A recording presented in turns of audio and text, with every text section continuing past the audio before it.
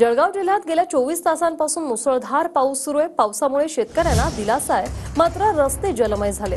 जळगाव जिल्ह्यातील विविध गावांमध्ये कालपासून पाऊस सुरूच आहे। दरम्यान उद्या पंतप्रधान मोदी जळगाव दौऱ्यावर आहेत।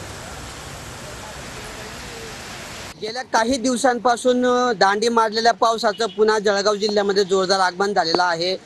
काल रात्रीपासून जळगाव जिल्ह्यामध्ये पावसाचा जोर वाढल्याचं पाहायला मिळतं आहे आणि जळगाव शहरासह जळगाव जिल्ह्यातल्या अनेक भागांमध्ये सकाळपासून मुसळधार पावसाने हजेरी लावलेली आहे।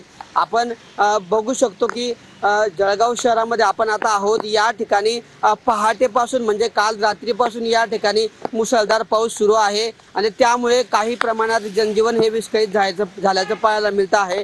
तर दुसरीकडे रस्ते जे आहेत, रस्त्यांवर रात्रभरापासून पावसाचं पाणी हे साचलेलं आहे आणि त्यामुळे रस्ते सुद्धा जलमय झाल्याचं पाहायला मिळतं आहे। आपण आता जळगावच्या जिल्हाधिकारी कार्यालयाच्या प्रवेशद्वाराजवळ आहोत। आपण जर या ठिकाणी बघितलं तर हे जिल्हाधिकारी कार्यालयाचं गेट आहे, मात्र या ठिकाणी सुद्धा पाण्याचा निचरा होण्याची व्यवस्था नसल्यामुळे तब्बल गुडघाभर पाणी या ठिकाणी साचलेलं आहे। त्यामुळे रस्ते जलमय झाल्याचं पाहायला मिळतं आहे।